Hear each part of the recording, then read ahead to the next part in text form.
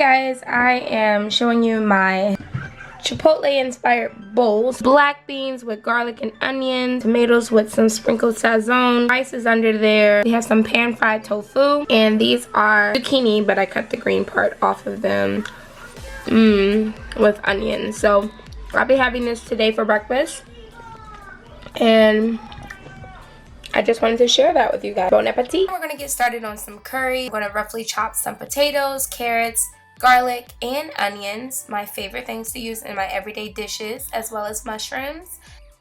I love mushrooms because it's low in calorie, has no fat, and low in cholesterol, and it's just delicious. I'm going to add the curry powder to my boiling pot of water and then put all of this goodness together. Add in some spinach, as much as you want. I put this curry on simmer and it just smells amazing. It's already done. It's just ready to have some rice and pour all of this goodness over top of it and just indulge and eat as much as you want to.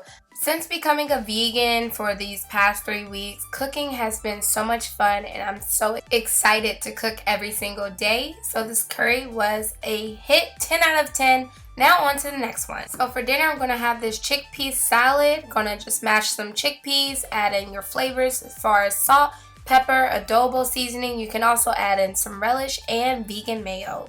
Keep watching to see how this turned out.